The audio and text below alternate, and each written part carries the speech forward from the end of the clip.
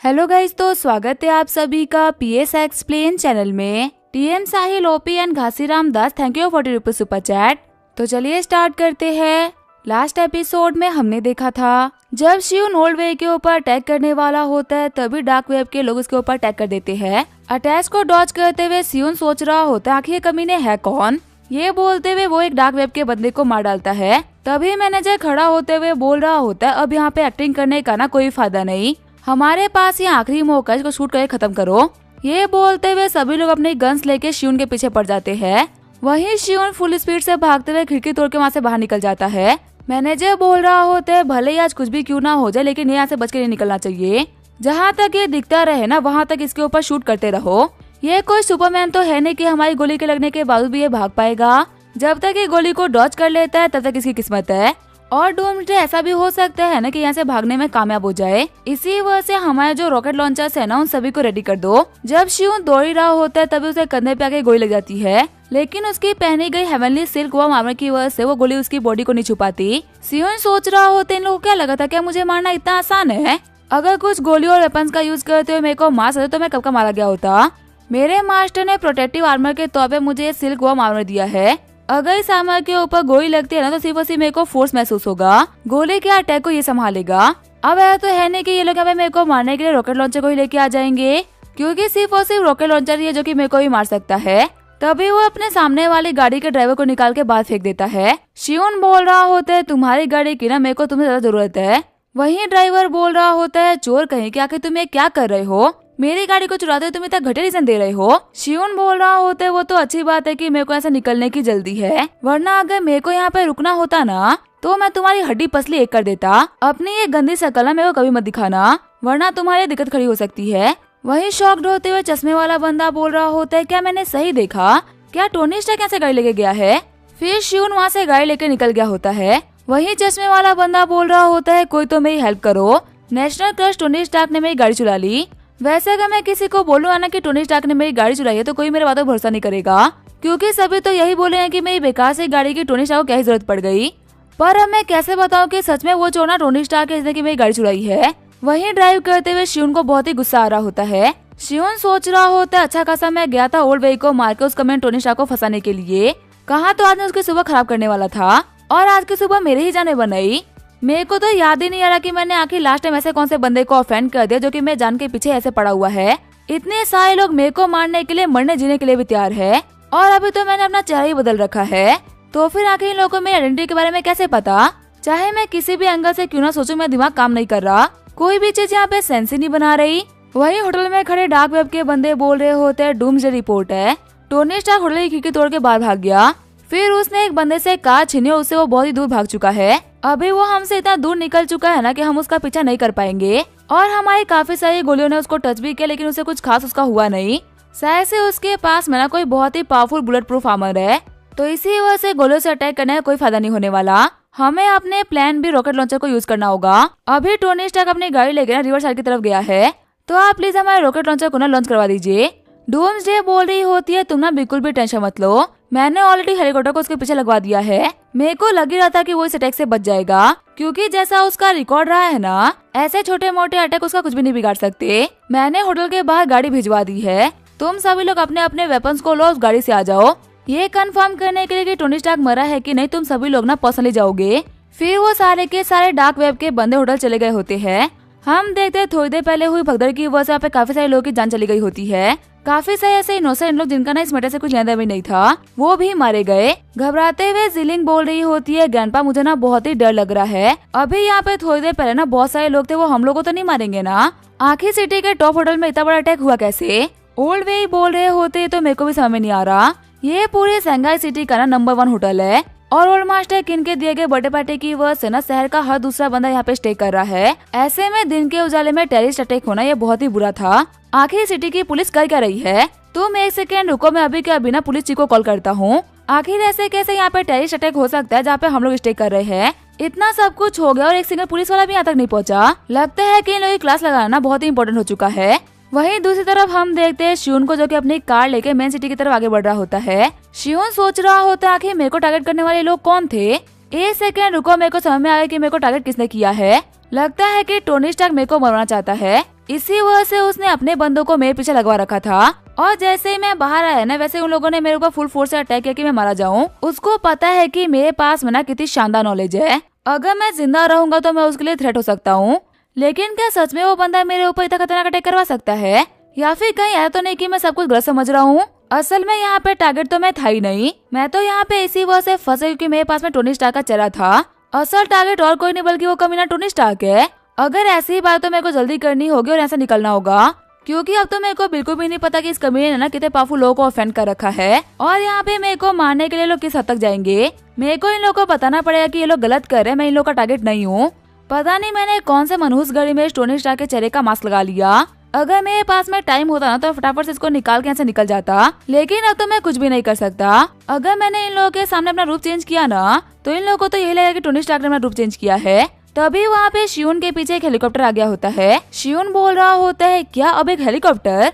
ऐसा लग रहा है कि इन लोगों की टोनी स्टार्क से ना कोई बहुत ही गहरी दुश्मनी है, जिसके लिए ना लोग खुद बर्बाद होने के लिए तैयार है, लेकिन ये टोनी स्टार्क को नहीं छोड़ेंगे। तभी वो लोग अपने हेलीकॉप्टर की मिसाइल शियून की गाड़ी की तरफ छोड़ देते हैं।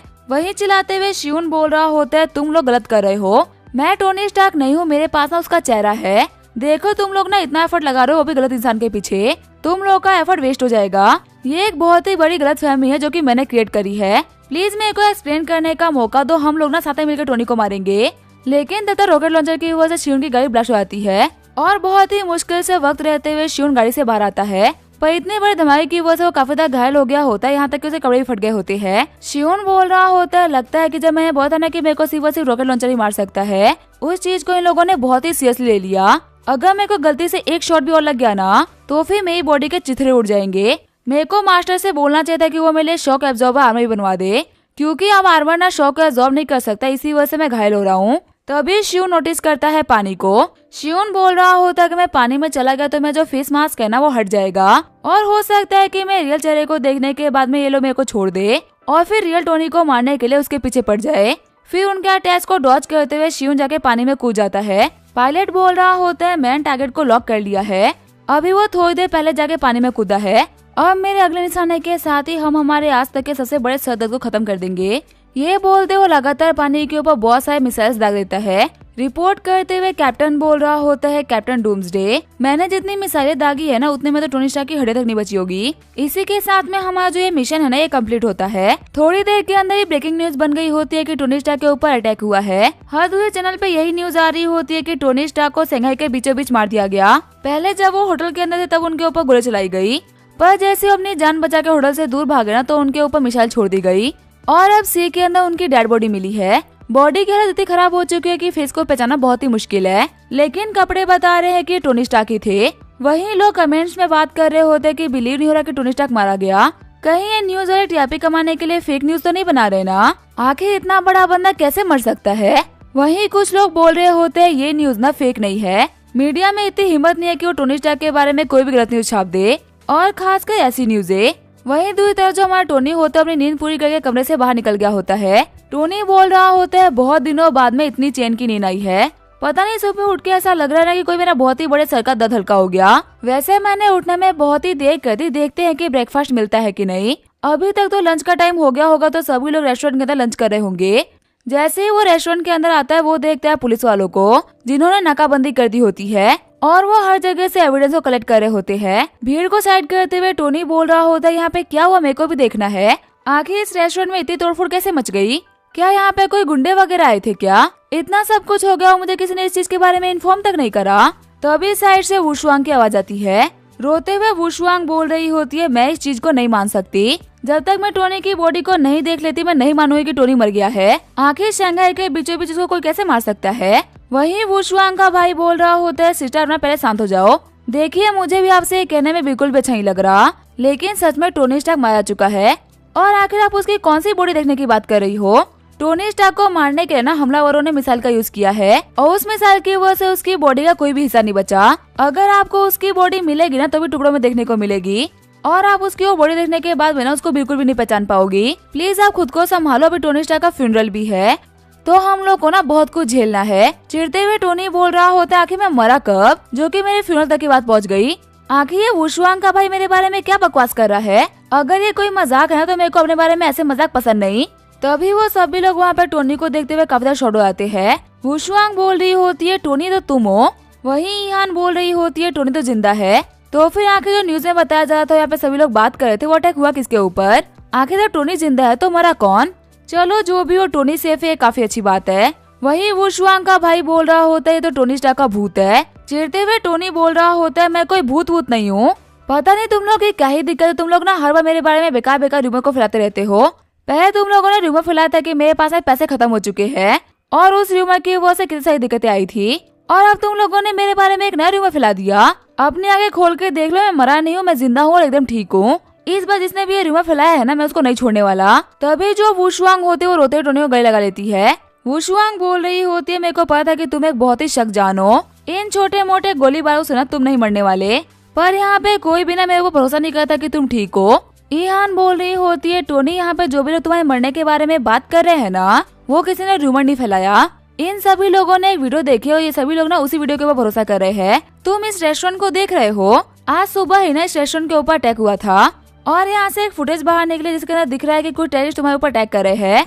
ये फुटेज फेक भी नहीं क्योंकि ये होटल के सिक्योरिटी कैमरा से निकले हुए हैं। इसमें साफ साफ दिख रहा है कि तुम्हें मारने के लिए बहुत सारे लोग घात लगा के बैठे हुए थे और सुबह तकरीबन 7 बजे की बात हो गई कि इन सभी लोगों ने तुम्हारे ऊपर अटैक करना स्टार्ट कर दिया। ये न्यूज बिल्कुल भी फेक नहीं क्योंकि काफी सारे लोग यहाँ पे मारे गए हैं। इस वीडियो में तो ये भी दिख रहा है कि तुमने बचने के लिए 3rd फ्लोर से जंप लगाई और नहीं जाने के बाद में एक बंदे की कार छीन के वहाँ से भाग गए। फुटेज को देखते हुए टोनी बोल रहा होता है तुम लोग गलत नहीं हो, ये बंदा ना मेरी तरह ही दिखता है। एक बार के लिए अगर ये पुरानी फुटेज होती ना तो मैं ही मानता कि ये सब कुछ मैंने ही किया है, लेकिन ये बंदा मैं नहीं हूँ। वुशुआंग और ईहान कल रात को मैं पार्टी में तुम्हारे साथ था ना, और कल रात को पार्टी खत्म होते होते रात के 4 बज गए थे। मैं तो सो के उठा ही 11 बजे हूँ और फिर जब मैं फ्रेश होकर यहाँ पे आया तो देखो 12 बज चुके हैं। तो ऐसे में 7 बजे उठ के यहाँ पे ब्रेकफास्ट करने आने का तो कोई सीन ही नहीं बनता। मैं अपने होटल के कमरे से निकलने के बाद मैं सबसे पहले तुम्ही लोगों से मिल रहा हूँ, इसी वजह से यहाँ पे सब कुछ क्या चल रहा है मुझे इसके बारे में आइडिया भी नहीं था।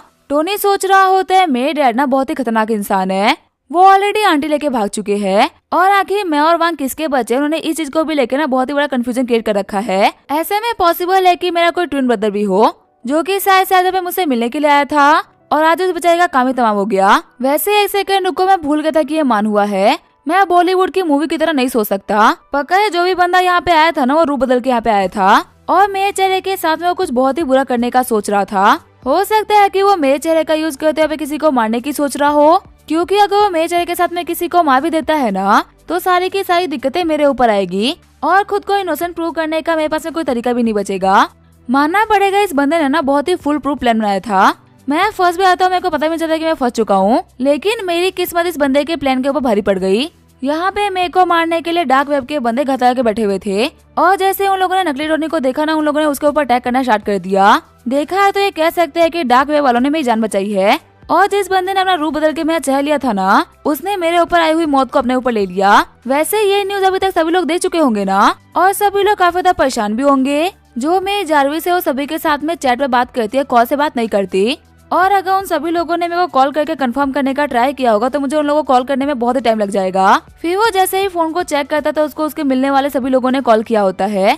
टोनी सोच रहा होता है ये तो मरने से ही बुरा है, इतने सारे लोगों ने मेरे को कॉल कर रखा है। अब ये पूरा सीन इन लोगों को एक्सप्लेन कराना बहुत ही मुश्किल होने वाला है और बिना एक्सप्लेन किए मैं इन लोगों को छोड़ भी नहीं सकता, वरना ये लोग ऐसे ही ना परेशान होते रहेंगे। वहीं दूसरी तरफ हम देखते हैं डूम्सडे को, जो कि काफी ज्यादा गुस्सा हो गई होती है। डूम्सडे बोल रही होती है आखिर कैसे पॉसिबल हो सकता है, अब जबकि हम लोगों ने टोनी स्टार्क को मार दिया तो हम लोग को पता चल रहा है कि हम लोगों ने गलत इंसान को मारा।